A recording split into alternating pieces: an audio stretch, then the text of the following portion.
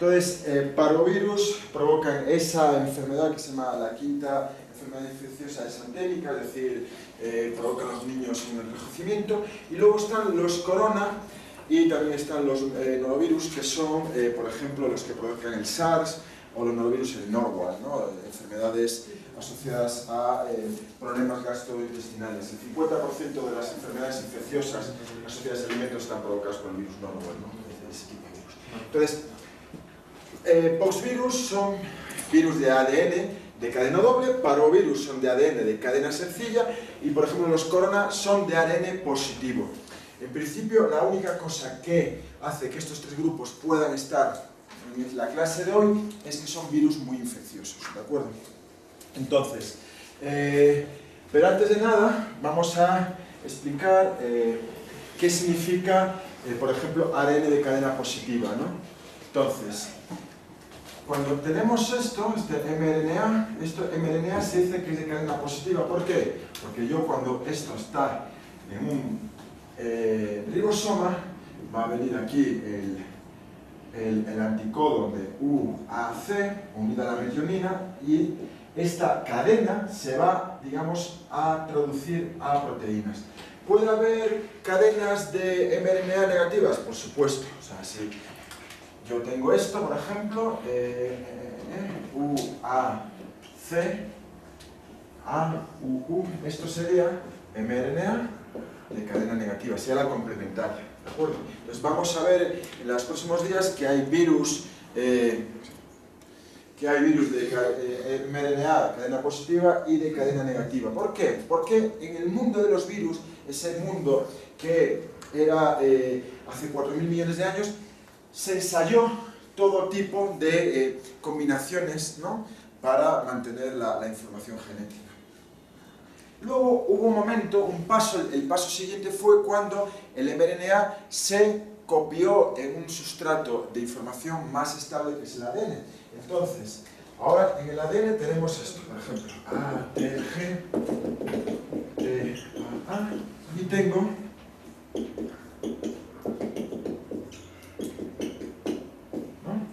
bien, ¿cuál es la cadena que tiene sentido y cuál es la que es antisentido, ¿no? Es decir, mientras que en el ARN hablamos de ADN positivo, ADN negativo, en el ADN hablamos de ADN con sentido y ADN antisentido. Bien, yo cuando, por ejemplo, trabajo a nivel genético, ahora es una bestialidad. Yo, por ejemplo, puedo mandar 300 bacterias que me las secuencien y me dan siempre en ADN. Y me dan, los que habéis estado conmigo, esos alumnos privilegiados, saben que los genes están inscritos entre un inicio y un final. ¿De acuerdo? Esto es antisentido. Es antisentido. ¿Por qué? Porque realmente la parte de la cadena que tiene la información que se va a copiar a el mRNA positivo es esta. ¿De acuerdo? Entonces, cuando, por ejemplo, esta doble cadena de ADN, ¿no?, se va a copiar en ARN, se abre y T al C, A, T, T, se va a copiar a U, G, U, A. ¿De acuerdo? Esto es mRNA, ¿de qué signo? ¿Positivo o negativo? Positivo. Esto es positivo porque es lo que luego se va a traducir a proteínas. ¿De acuerdo? Entonces, por ejemplo, hoy vamos a ver posvirus, que son virus que están formados por cadenas de ADN. Vamos a ver parvovirus, que pueden ser virus de cadena ADN positiva o negativa, ¿no?, dependiendo de cómo se encapsiden. Y luego vamos a ver los virus, que son los corona, que son RNA positivos. Digamos, lo que hace que estén aquí englobados es que son virus altamente infecciosos. Vamos con los posvirus, que son los virus de la viruela. La viruela, ya lo expliqué ayer, es la primera enfermedad que el hombre se deshace de ella. Era una enfermedad mortal.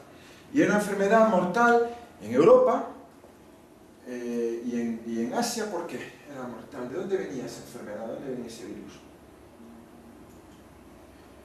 ¿Por qué en Europa la gente se moría de viruela por ejemplo, no había viruela en América? Lo explicaban. No, no porque vino. ¿Por qué había viruela en Europa y en Asia y no había viruela en América antes de la llegada de Colón? No tiene que ver con el transporte. ¿Por qué ese grupo de población euroasiático tenía viruela y no tenían viruela los aztecas, mayas, incas? Venga, los que habéis estado conmigo lo he contado en clase de bioquímica. Pablo, sí lo sabes. Claro, pero el problema es que no leéis. Si no leéis, el problema es que venís a clase. Hacéis esto que quede bien claro.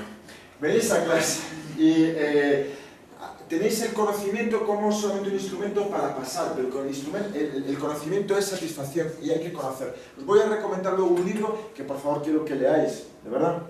Bueno, entonces, el virus de la viruela existía porque, y eso viene en el libro de Jared Diamond, ¿no?, que os voy a enseñar, porque había domesticación de vacas. Y tú cuando vives con la vaca, normalmente la vaca era un activo muy valioso para una familia y vivía con la familia. De hecho, en Galicia, en las zonas rurales, la gente vivía con las vacas. Entonces tú ibas a hacer tus necesidades, ¿dónde? Al lado de las vacas, ¿no? Las vacas tenían una cama de hierba, tú ibas ahí, hacías tus necesidades y eso luego era abono. Y la vaca, ¿por qué la tenías contigo? Como se ve en la Biblia, porque te daba calor. Tú tienes una vaca y te resguarda el frío. Bien. Entonces, la vaca cuando tenía este virus de la viruela, se lo pasó a la gente. Entonces los europeos y los asiáticos ya tenían una viruela humana. Y digamos que tenían una coexistencia como grupo con ese virus y cuando llegan aquí, los europeos, los indígenas mueren como moscas. Por eso se produce un vaciamiento del continente y por eso, digamos, la gente europea tiene más facilidades para colonizar el continente. ¿Es así? Bien. Entonces, sin embargo, se descubre que es fácil proteger a la gente si hacemos el truco de la vacuna. ¿De acuerdo? Y nos llevó 180 años conseguir erradicar. ¿Cómo? Hay 4 características que han hecho que este virus haya sido posible erradicarlo. ¿Cuáles? 1. Que es un virus exclusivamente humano. Es un virus tan adaptado, que claro, no hay reservorios, no hay animales que pudieran ser reservorio de ese virus, ¿no? Entonces, una vez que desaparecen los humanos, no hay viruela de perro o viruela de hámster, ¿no? Bien. Tenía un solo serotipo.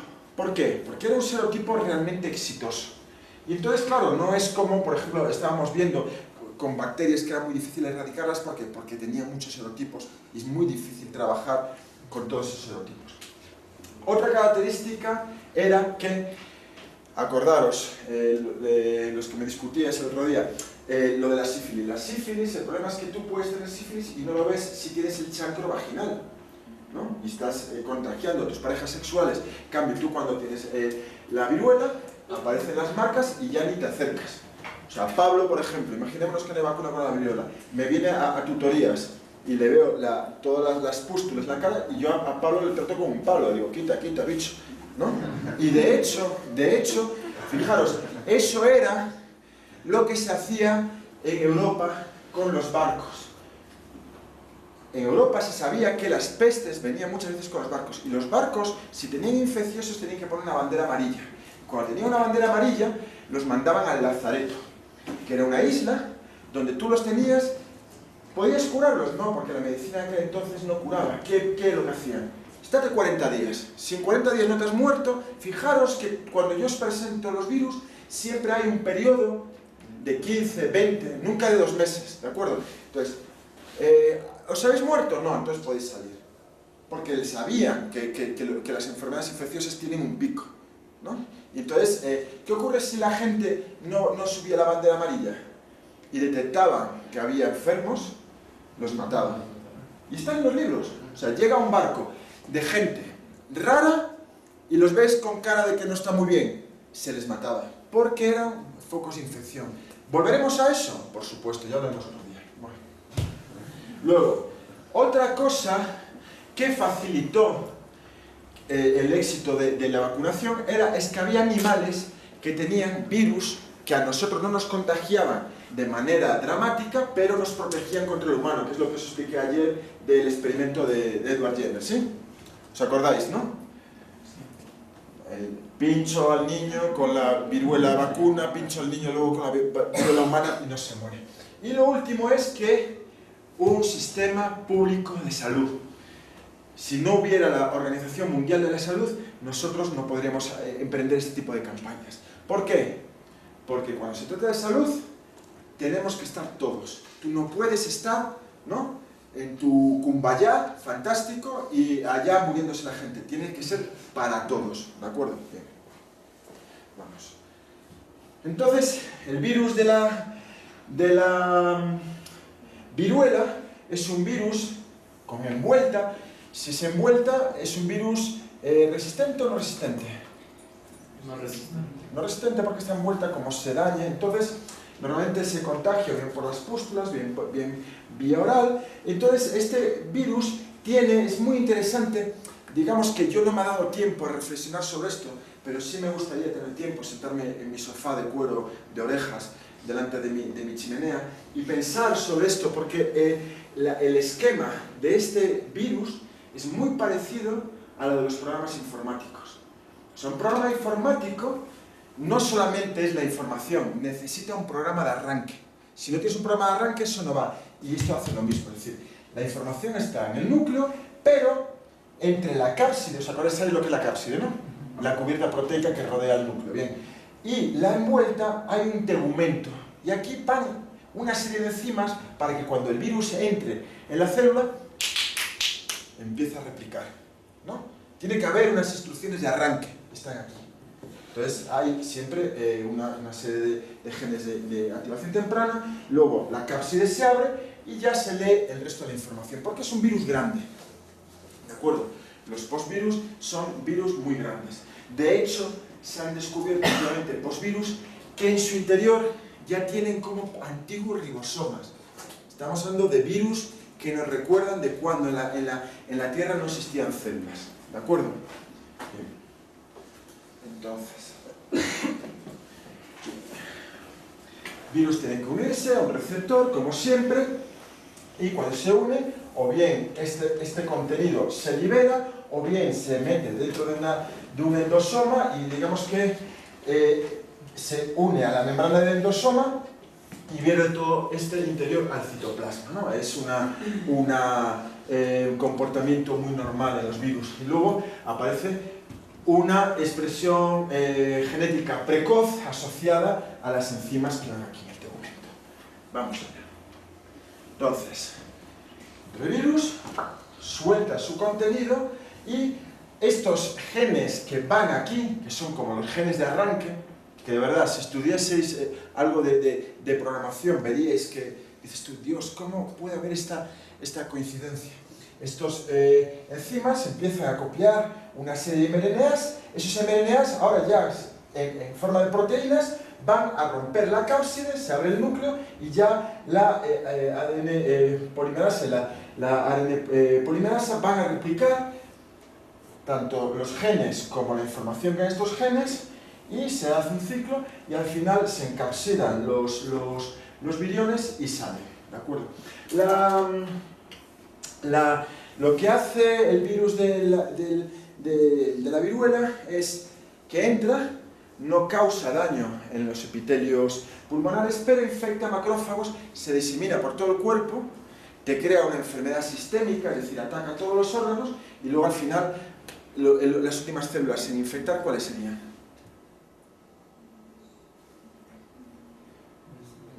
Esto lo voy a editar para que no se vea que eso es tan lento respondiendo. Lo voy a cortar. Bien, pero venga, va. ¿Cuáles son las últimas que creéis que son las importantes para transmitirse? ¿Eh? No, esos son los herpes. El sarampión que te provocaba pústulas. Entonces son las células epiteliales. Y esas pústulas cuando revientan, ¿no? Yo le hago así y le paso, ¿de acuerdo? Bien. Entonces, fijaos, esto ayer me puso, pero de muy mal humor. Muy mal humor. Entonces dice, bueno, veis que el virus causaba, antes de la vacuna, entre un 7 y un 12% de todas las muertes en Europa. Y un tercio de la muerte de los niños. Era un virus bastante letal. Para ser un virus tan exitoso era bastante letal. Entonces tú ves esto, está sacada en Nature, pongo esta flechita, ¿por qué? Porque esto es la expedición Balmis y no la cita. No la cita. Entonces tú coges el Murray, lees y te dice, y en 1700 hubo un médico que trajo la valorización en los Estados Unidos. ¿Y ese tipo es relevante? No. ¿Pero por qué lo citan? Porque es su médico. ¿De acuerdo? Si nosotros no presumimos de lo nuestro, ¿entiendes? Pues tú cuando ves este gráfico, ahí no se ve muy bien, pero vemos que los primeros programas de vacunación en Europa son en 1860. ¿Qué os suena esto? 1860, Europa. ¿Cuándo se vacunaron los quiteños? 1805, ¿de acuerdo? 55 años antes. Y aquí no está. Os recuerdo esto porque eso es constante. Siempre la gente presume de lo suyo y ignora a los demás, ¿de acuerdo? Y eso no está bien, no es justo, ¿de acuerdo? Bien. Entonces, como esto ya lo vimos ayer, no voy a extender. Entonces, ¿cómo es la etiología? Virus, lo inhalas o lo transmites por las pústulas, se multiplica, infecta a los macrófagos, se disemina, infecta pues, a una serie de órganos, bazo, hígado, bone marrow es la médula, bueno, los nódulos linfáticos, y también por último aparece rompiendo pequeños capilares y causa las pústulas en la dermis. Y se cierra el ciclo, ¿de acuerdo? Bien. Hay unas pequeñas diferencias entre el sarampión y la varicela, y es que la varicela, por ejemplo, cuando las pústulas reventaban, las pústulas revientan, digamos, de una manera continua, ¿no? Unas pústulas van abriéndose otras. En cambio, en el sarampión, cuando las pústulas reventaban todas al mismo tiempo. Claro, esto vosotros en clínica no lo vais a ver porque... Lo edito, no os preocupéis. ¿Por qué no vais a ver esta sintomatología? Porque ya no hay, ¿de acuerdo? Simplemente esto es una curiosidad, ¿no? Porque hoy en día no vemos sarampión. Bueno, miento. Hay un sarampión un poco extraño, y hay un caso clínico en el Murray muy interesante de una mujer que tiene relaciones sexuales con un militar en los Estados Unidos y coge una clase de sarampión rarísima, atenuada. ¿Por qué? Porque, aunque el sarampión ha desaparecido, los militares saben que se va a utilizar como arma biológica. ¿De acuerdo? O sea, si leéis el libro de Jared Diamond, vais a ver que vosotros, como médicos, vais a enfrentaros con algún ataque porque ya los hay. Hay una película en Netflix, una serie que se llama Wild Wild Country, que es una secta que utilizaron salmonela para infectar un pueblo. Es decir, ¿hay ataques biológicos? Sí. Entonces, los militares se vacunan, y esa vacuna era un virus atenuado. Ese virus atenuado estaba presente en el semen del militar, se le rompió el preservativo y ya se infectó de un sarampión, ¿no? Atenuado, pero que era algo rarísimo. Es decir, ¿por qué los militares se vacunan? Porque el virus no se ha destruido, ¿de acuerdo? Entonces, nosotros hoy en día no tenemos protección, porque no hemos estado en contacto con el virus. Y estamos hablando de un virus que mataba a la tercera parte de los niños y un 10% de la población, o sea, de infectados. O sea, que algún momento vamos a ver un outbreak de estos y la gente se va a morir, por supuesto. Entonces, te provoca este tipo de pústulas y, ¿no? Vemos aquí, bueno, que el problema de estos proyectores es como día 3, día 6, día 7, como las pústulas van cubriendo la cara de ese niño. Entonces, todas estas pústulas al final te pueden dejar la cara como este general Noriega, que era un general panameño, que le llamaban cara de piña, porque claro, había tenido esa viruela y le había picado la cara, ¿no? Obviamente sus chances para ligar se redujeron, por eso dijo, si no puedo, porque no soy guapo, me voy a dedicar al narcotráfico, porque con el dinero alguien me ha de querer, ¿no? Son distintas estrategias. Bien. Entonces, esto con respecto a la viruela, ¿de acuerdo? Acordaros, se va a utilizar como arma biológica sí o sí, porque es muy efectivo, porque ya no tenemos vacunación, y es un virus que, digamos, los quiteños en 1805 ya estaban vacunados dentro de esta campaña y que los libros como el Murray no hacen eco de eso, ¿de acuerdo? Y ponen a sus cosas.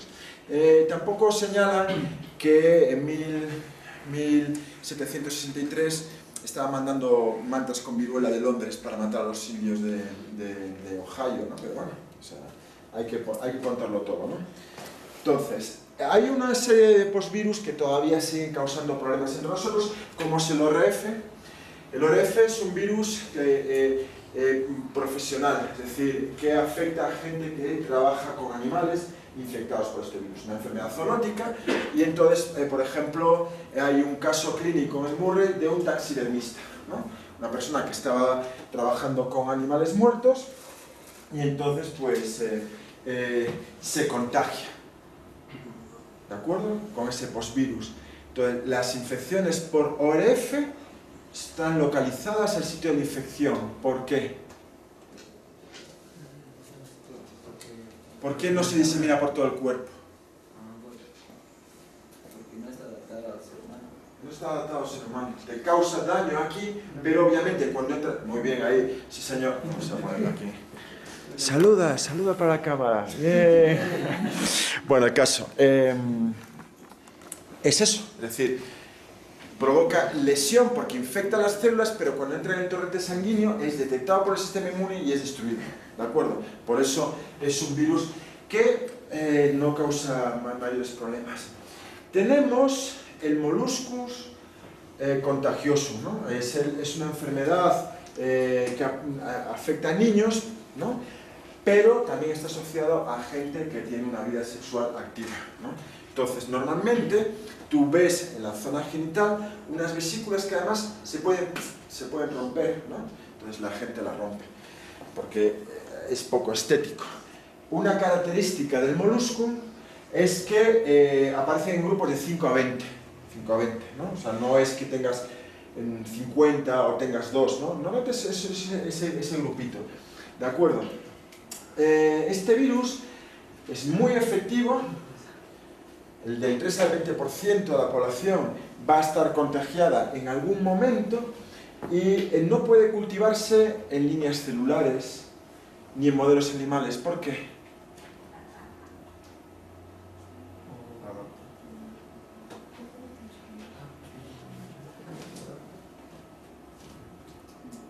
Es un virus muy contagioso.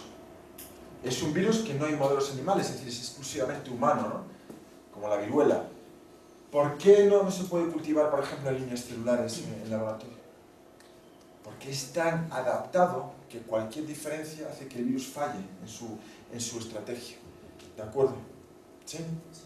Tiene que ver con eso. Es lo mismo que el ORF, pero al revés. En este caso es víctima de su propia adaptación. Es muy adaptado a humanos y por eso infecta a tanta gente, pero cuando lo quieres sacar del modelo humano, el virus no sabe qué hacer. ¿De acuerdo?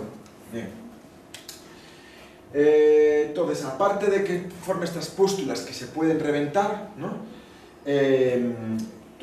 La única manera de hacer detección de esto es o bien por PCR o bien por confirmación histológica. O sea, coges una pequeña biopsia y haces la detección hematosina y dioxina y ves unas inclusiones citoplasmáticas. ¿De acuerdo?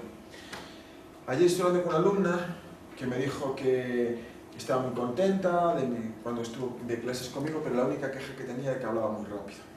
Y es verdad, yo tomo mucho café. O sea, si a un momento veis que hablo rápido o hago mumbling, ¿no? Que es muy típico de los gallegos, hablamos me lo decís, ¿de acuerdo? Porque lo importante es que me sigáis. Entonces, esta es una presentación que viene de la que tiene Sara, y Sara también ha puesto aquí un video sobre la vacuna, porque es importante que tengáis esa cultura, y ha puesto esta noticia, Sara, y me ha gustado porque nos estamos enfrentando a un calentamiento global y hay un montón de virus que están congelados en el permafrost y que con ese calentamiento van a salir. O sea, podemos encontrarnos que haya muertos de viruela enterrados en Siberia y que de repente se descongelen y haya un animal y se infecte y nos pase. Sí, es posible, ¿de acuerdo? Entonces, en este artículo de la BBC nos alertan de que realmente nos vamos a encontrar con ese tipo de problemas. De hecho, si yo, por ejemplo, fuese un terrorista, estaría buscando sitios helados donde hubiera registros históricos de picos de viruela y supiera que ahí había gente enterrada de viruela. Porque yo voy ahí, saco ese cadáver y puedo recuperar la viruela y utilizarla para mis propios fines. ¿De acuerdo? ¿Por qué no lo hago? Porque, bueno, como un sueldo estoy relativamente contento, ¿no? Pero bueno, que no me hagáis mi vida miserable porque ya sabéis que... Entonces, este libro es muy recomendable. Es un poco gordo, Jared Diamond, Armas, Gérmenes y Acero. Pero es una visión muy interesante de cómo la humanidad ha sido moldeada por la tecnología, ¿no? Es decir, llegan los europeos, traen la viruela, se mueren los indígenas y esto es un happening, en plan, ¿no? Ahora de repente me quedo como un valle entero, para mí monto una hacienda, ¿de acuerdo?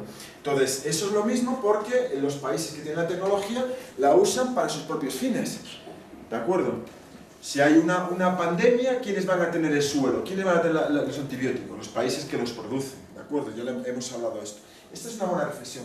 Y este es el documental Wild Wild Country de una secta de hippies californianos que se ven impresionados y hacen un atentado con salmonela, ¿de acuerdo? Vale, vamos a ver ahora parvovirus. Parvo significa pequeño, ¿de acuerdo? Y son virus ADN muy pequeños. Tan pequeños que tienen, por ejemplo, solamente 5.000 bases. Y tan pequeños que han hecho una evolución hacia lo pequeño. Entonces, son virus con una sola cadena de ADN. ¿Por qué? ¿Por qué puede ser virus con una sola cadena de ADN?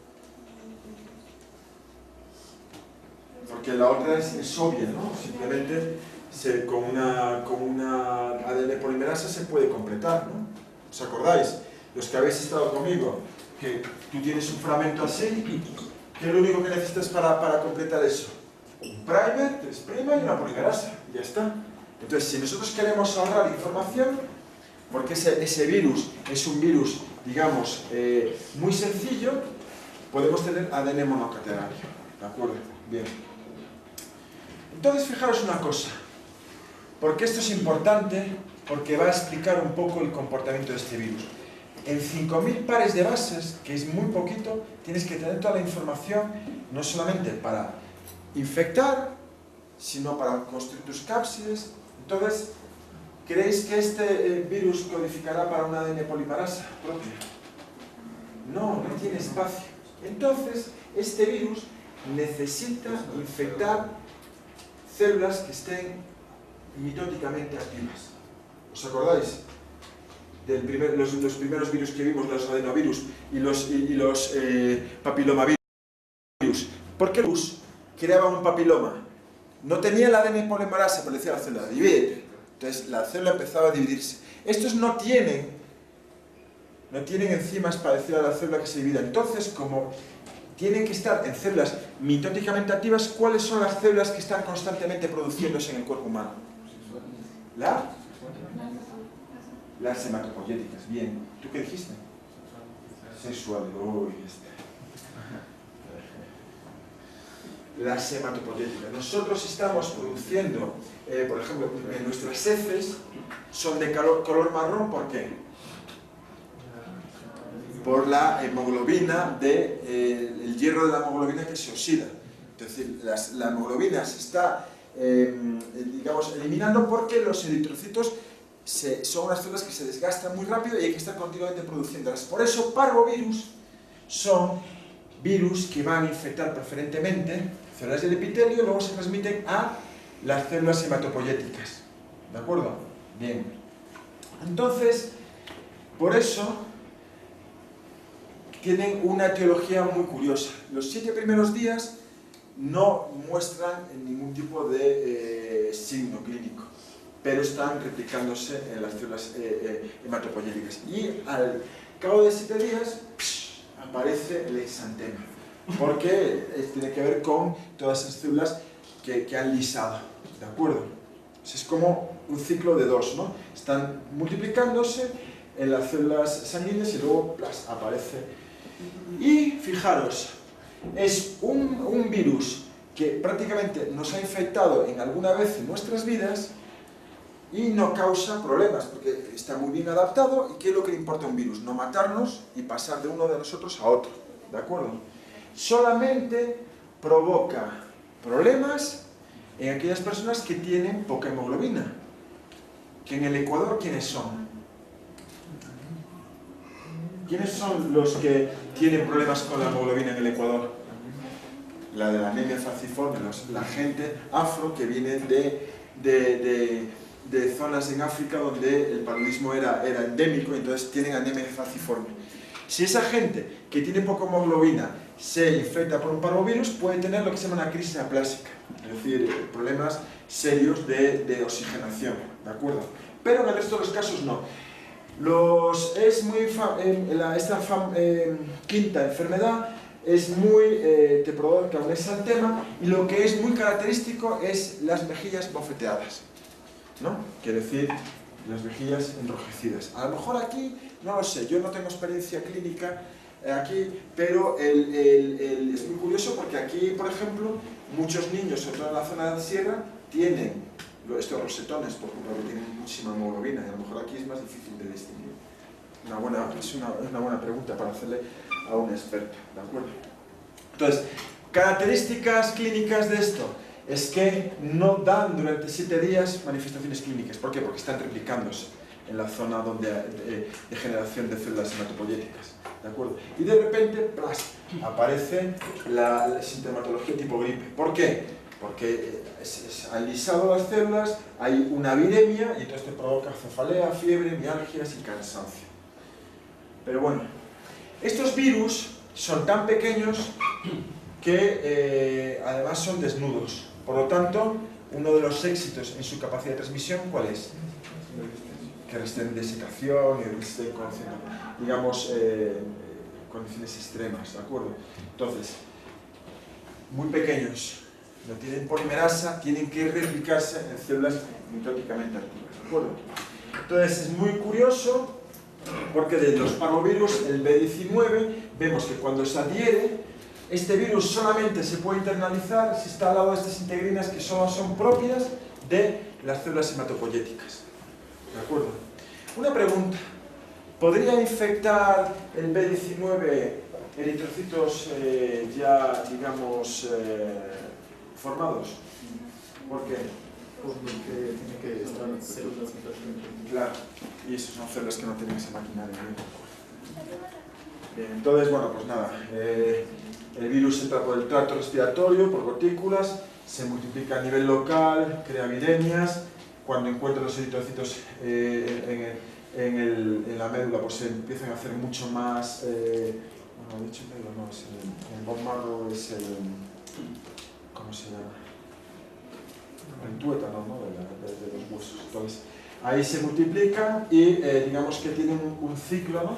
Donde al final aparece el sarpullido, y en los niños no ocurre así. Los niños simplemente presentan el exantema y el sarpullido, pero en los adultos se puede provocar, por lo que vemos ayer, que no supe explicaros, artralgia, es decir, inflamación en las zonas donde hay articulaciones. Entonces, un ciclo infeccioso bifásico, ¿de acuerdo? Tenemos un periodo de 7 días de incubación. En este periodo, el virus es infeccioso y puede contagiar a otros niños, ¿de acuerdo? Luego aquí ya aparecen los síntomas, ¿no? de garganta, viremia, y entonces ahí es cuando ya la gente pues separa al niño, ya el niño ya no está en la guardería, lo que sea, y ya es mucho más controlado. Las típicas exantema de las mejillas abofeteadas, y luego las complicaciones en las personas con anemia falciforme. No existe un tratamiento antiviral concreto ni vacuna, por lo tanto es una, digamos, una enfermedad que no se controla, ¿no? Si la madre se contagia por este parvovirus, ¿qué ocurre? Que el niño va a tener insuficiencia, poca oxigenación, y el corazón va a tener que bombear más para que el oxígeno llegue a las partes del cuerpo, y se le va a provocar edemas en las cavidades de su cuerpo. ¿De acuerdo? Es lo que se llama la hidroxia fetal, ¿no? Que es una anemia fetal, el corazón bombea más, se encharca por dentro y bueno, luego da una serie de malformaciones o digamos de problemas que se pueden revertir si se tratan a tiempo, pero que es así bastante espectacular. Y ahora vamos a entrar con coronavirus. Los virus, ¿cuánto tiempo tengo? Ahí 20, vale. Coronavirus son unos virus que tienen envuelta, pero ojo, son los únicos virus con envuelta, es una excepción, ¿de acuerdo?, que resisten a los detergentes. ¿Y por qué resisten a los detergentes? Porque es un virus que está rodeado de una serie de glicoproteínas bastante compactas que, si vosotros lo veis al microscopio óptico, es como una corona. Y esta corona, digamos que protege al virus de esos detergentes. Entonces es un virus con cubierta, pero con capacidad para resistir detergentes. Ahí, dime. ¿Qué se refiere a detergentes? Detergentes, pues jabón, cualquier cosa, digamos, que ataque a una membrana lipídica, ¿no? ¿Y los ácidos gástricos también pueden? Los ácidos gástricos también, obviamente, cuando te dicen estos que tienen unas tasas digamos, de resistencia mayores que otros virus similares que tienen envuelta, ¿de acuerdo? Y es algo que explica la capacidad que tienen tan grande de infectarnos. El característico rinovirus. Rinovirus es, yo tengo un enfriamiento y al día siguiente estoy moqueando y me siento con los ojos acuosos, me siento mal. Son las enfermedades por rinovirus. Hay algo también muy curioso con la epidemiología esta que todavía me gustaría leer más, y es el hecho de que los rinovirus se replican cuando tú tienes 33 o 35 grados. Es decir, si tú estás a una temperatura óptima, el rinovirus no te infecta, solamente te infecta cuando tienes enfriamientos. Es decir, el virus es tan eficiente que si nos infectase con 37, estaríamos todo el día con rinovirus. Entonces, él mismo se limita. Solamente va, es decir, soy tan exitoso que ya no necesito. Es decir, es como si yo fuera súper tuco y malote y solamente robara iPhone 8 para arriba, ¿no? Tú tienes una curria de estos de... no lo quiero ni ver, ¿no? ¿Por qué? Porque obviamente lo que no puedo es convertirme en alguien tan reconocible, ¿no?, que cree demasiada presión. Yo si fuese así, entraría en la UDLA y ya todo el mundo vendría por mí porque sea el superladrón. Entonces simplemente soy selectivo, ¿no? Y digamos que en este caso ellos infectan los rinovirus a 33 y a 35, pero, ojo, tenemos dos coronavirus que están saliendo en los medios de comunicación porque son coronavirus zoonóticos, es decir, que vienen de los animales. Cuando vienen de los animales, ¿qué ocurre? No están perfectamente adaptados, son como elefante con cacharrería. Entonces, el famoso SARS y el famoso síndrome respiratorio de Oriente Medio, MERS, ¿no? Entonces, cuando hay un brote de SARS, todo el mundo se asusta, porque es un virus que no está adaptado y causa problemas. Y fijaros una cosa, a diferencia del rinovirus, el SARS y el MERS se replican a 37 grados, ¿no? Entonces, digamos que es la primera fase. Si estos virus estuvieran mucho tiempo, posiblemente con el tiempo acabarían solamente replicándose en personas que han cogido enfriamientos. ¿De acuerdo? Entonces, ¿qué hay que hacer cuando tú sientes que te has contagiado con un virus? Pues obviamente cambiarte los calcetines, ponerte un baño de agua caliente, abrigarte, porque si tú vuelves a recuperar los 37 grados, el virus no se replica. ¿De acuerdo? Lo que dicen las viejas, no, date una ducha, pon los pies, suda, ¿no? Esa es la explicación. Bien, entonces SARS y MERS, que sepáis que son zoonosis, normalmente vienen o bien de China, ¿no? Es muy típico, una persona que ha viajado a China, digo esto típico porque en los casos clínicos aparece. Estimado docente, recuerda registrar el fin de clase antes de salir del aula. Entonces, persona que ha ido a China vuelve con una especie de gripe muy fuerte, SARS, ¿de acuerdo? O MERS en el caso de la gente que está en la zona de Oriente Medio. Y son virus zoonosis, es decir, que nos contagian animales y crean brotes. Entonces, ¿qué os dije? ¿El ARN de este virus de qué tipo era? ARN positivo, ¿de acuerdo? Entonces, cuando entra, ¿no? Puede entrar bien porque se funda. ¿Por qué se puede fundir? ¿Por qué puede hacer esto el virus?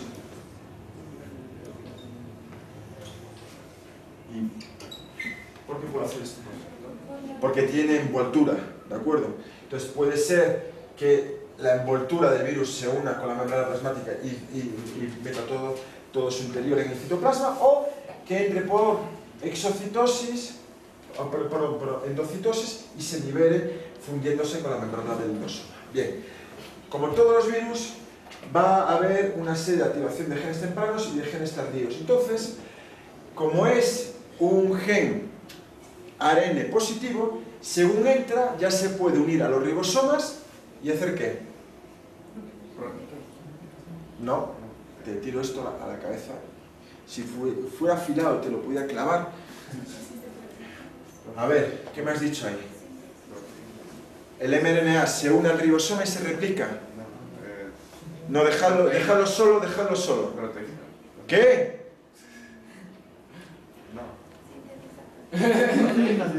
Debía enfocarte para que... A ver, cuando el mRNA se une al ribosoma, ¿qué ocurre? ¿Qué? Habla.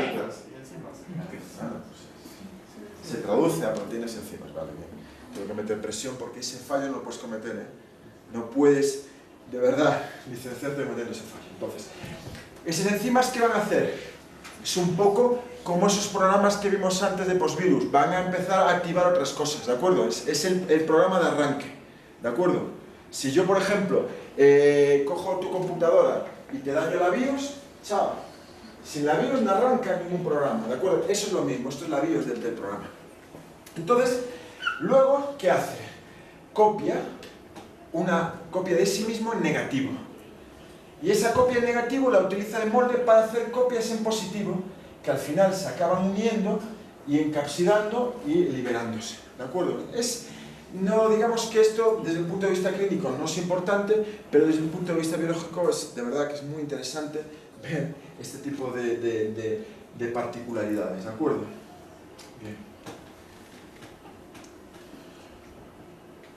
Entonces, tenemos que los coronavirus son virus normalmente que se transmiten por gotículas de saliva, por fomites, vía aérea, y los otros virus que vamos a ver son los norovirus, que son virus que, por ejemplo, tienen como su mejor o más conocido exponente el virus Norwalk. Norwalk es una localidad en Estados Unidos donde primero se detectó el virus, ¿no? ¿De acuerdo? También es un virus ARN positivo, pero la diferencia con corona es que provocan gastroenteritis. Si provocan gastroenteritis tienen que pasar a través del estómago, por lo tanto no tienen envoltura, ¿de acuerdo? Como los adenovirus y todo este tipo de virus que son desnudos. Tienen cápside y son obviamente muy resistentes. Como provocan gastroenteritis, ¿cuál será la vía de infección? Fecal-oral, ¿de acuerdo? Y no es cultivable. No es cultivable y es muy infeccioso. tan infeccioso que es la mitad de las gastroenteritis asociadas a alimentos contaminados lo produce este virus. Como es muy infeccioso, no es cultivable. ¿Por qué? Lo dije antes. Está demasiado adaptado y si tú le pones unas condiciones mínimamente distintas, el virus no se replica. Entonces, fijaros, la evolución de la enfermedad es muy rápida. O sea, esto tú vas, dices, me voy al oriente, paras en Baeza, tomas algo en mal estado y ya estás fatal del estómago. No te has contagiado en el oriente, te has contagiado en Baeza. Ya en 24 horas tienes fiebre, náuseas, dolores abdominales, vómito y diarrea. ¿Por qué el virus provoca vómitos y diarrea? Porque es fecal oral. Y de acuerdo, entonces se sabe poco todavía, pero que todo tiene sentido, ¿no? Dentro de estos principios que os voy dando. Y ya está, creo que nada más. ¿Alguna duda hasta aquí? ¿No? Entonces, recordad, tenemos... voy a apagar aquí esto.